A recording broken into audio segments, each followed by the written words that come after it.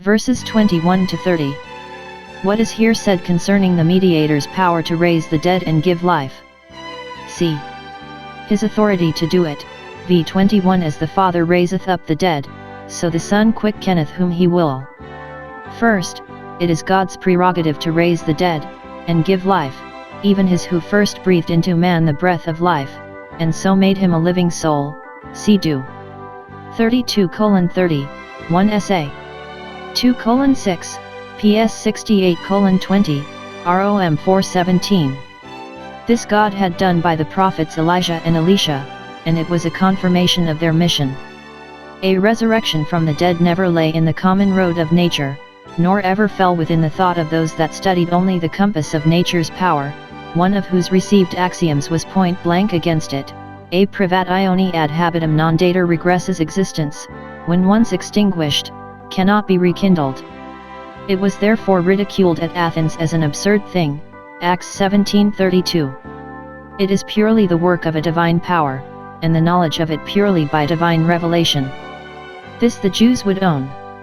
Secondly, the mediator is invested with this prerogative: he quickens whom he will, raises to life whom he pleases, and when he pleases. He does not enliven things by natural necessity, as the sun does, whose beams revive of course, but he acts as a free agent, has the dispensing of his power in his own hand, and is never either constrained, or restrained, in the use of it. As he has the power, so he has the wisdom and sovereignty of a god, has the key of the grave and of death, Revelation 1:18, not as a servant, to open and shut as he is bidden, for he has it as the key of David, which he is master of, Revelation 3:7. An absolute prince is described by this, Dan 5:19, whom he slew or kept alive. It is true of Christ without hyperbole. His ability to do it. Therefore he has power to quicken whom he will, as the Father does, because he has life in himself, as the Father has, v. 26. First, it is certain that the Father has life in himself. Not only he is a self-existent being, who does not derive from, or depend upon, any other, ex 3:14, but he is a sovereign giver of life. He has the disposal of life in himself, and of all good, for so life sometimes signifies, it is all derived from him, and dependent on him. He is to his creatures the fountain of life, and all good, author of their being and well-being, the living God, and the God of all living. Secondly, it is as certain that he has given to the Son to have life in himself. As the Father is the original of all natural life and good, being the great Creator, so the Son, as Redeemer, is the original of all spiritual life and good, is that to the Church which the Father is to the world. See 1 Co 8:6, Colonel 1:19. The kingdom of grace, and all the life in that kingdom, are as fully and absolutely in the hand of the Redeemer as the kingdom of providence is in the hand of the Creator, and as God, who gives being to all things, has his being of himself, so Christ, who gives life, raised himself to life by his own power, ch 10:18.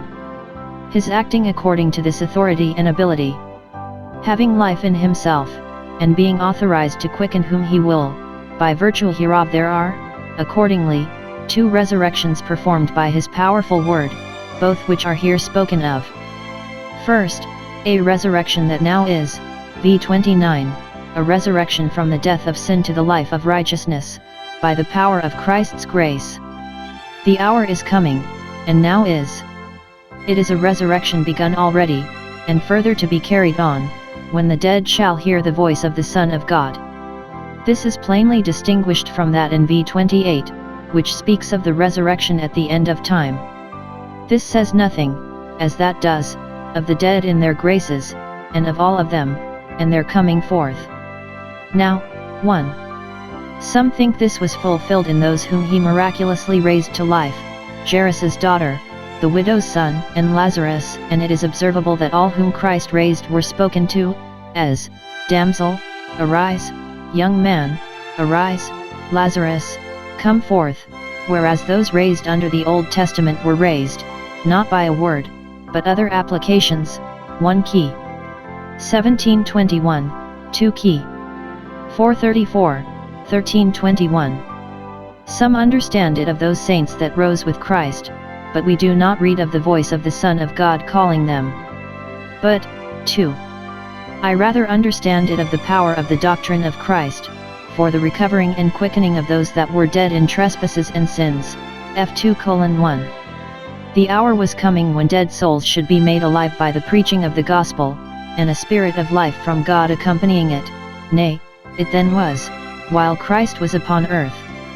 It may refer especially to the calling of the Gentiles, which is said to be as life from the dead, and, some think, was prefigured by Ezekiel's vision, ch 37:1, and foretold, Isa 26:19.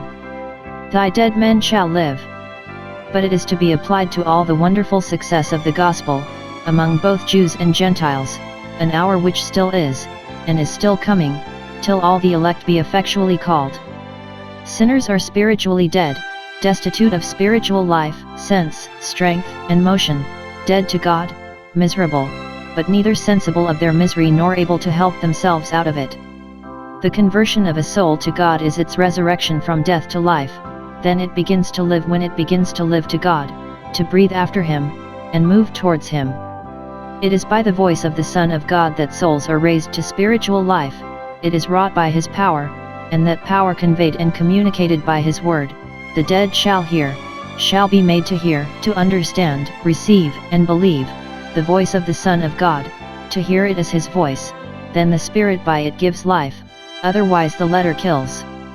The voice of Christ must be heard by us, that we may live by it. They that hear, and attend to what they hear, shall live. Hear and your soul shall live, Isa 55:3. Secondly, a resurrection yet to come, this is spoken of, v 28:29, introduced with, marvel not at this, which I have said of the first resurrection, do not reject it as incredible and absurd, for at the end of time you shall all see a more sensible and amazing proof of the power and authority of the Son of Man. As His own resurrection was reserved to be the final and concluding proof of His personal commission, so the resurrection of all men is reserved to be a like proof of His commission to be executed by His Spirit. Now observe here. When this resurrection shall be, the hour is coming, it is fixed to an hour, so very punctual is this great appointment.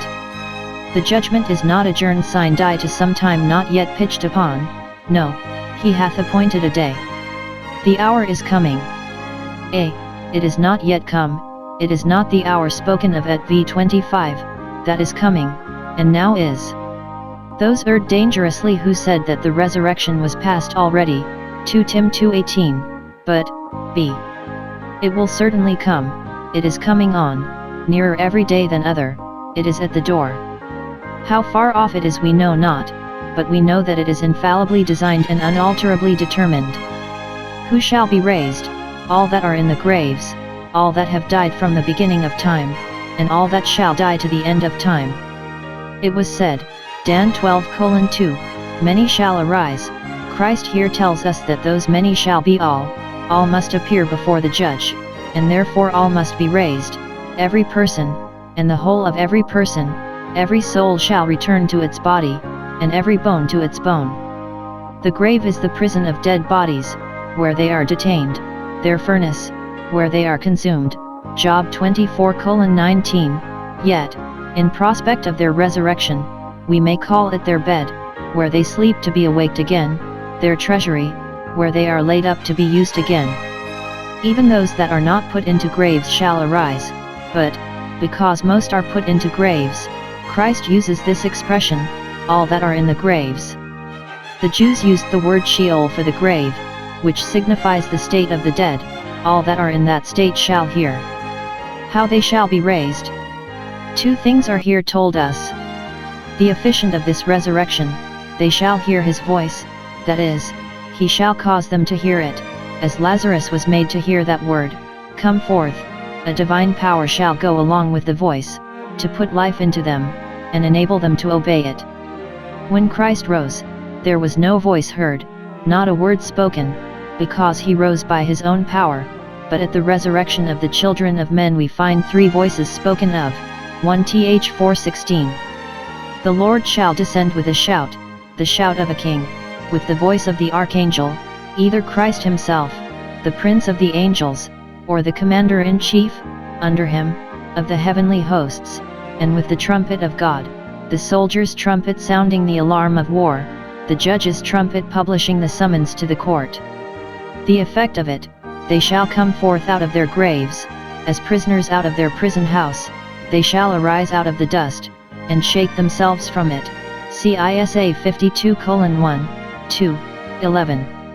But this is not all, they shall appear before Christ's tribunal, shall come forth as those that are to be tried, come forth to the bar, publicly to receive their doom. To what they shall be raised, to a different state of happiness or misery, according to their different character, to a state of retribution, according to what they did in the state of probation. They that have done good shall come forth to the resurrection of life, they shall live again, to live forever. Note: whatever name men are called by, or whatever plausible profession they make, it will be well in the great day with those only that have done good, have done that which is pleasing to God and profitable to others. The resurrection of the body will be a resurrection of life to all those, and those only, that have been sincere and constant in doing good. They shall not only be publicly acquitted, as a pardoned criminal, we say, has his life, but they shall be admitted into the presence of God, and that is life, it is better than life, they shall be attended with comforts in perfection. To live is to be happy, and they shall be advanced above the fear of death, that is life indeed in which mortality is forever swallowed up. They that have done evil to the resurrection of damnation, they shall live again, to be forever dying. The Pharisees thought that the resurrection pertained only to the just, but Christ here rectifies that mistake. Note: evildoers, whatever they pretend, will be treated in the day of judgment as evil men. The resurrection will be to evildoers, who did not by repentance undo what they had done amiss, a resurrection of damnation. They shall come forth to be publicly convicted of rebellion against God, and publicly condemned to everlasting punishment, to be sentenced to it, and immediately sent to it without reprieve. Such will the resurrection be. Observe what is here said concerning the mediator's authority to execute judgment, v. 22:24, 27.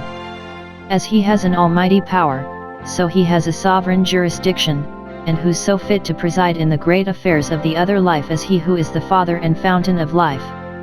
Here is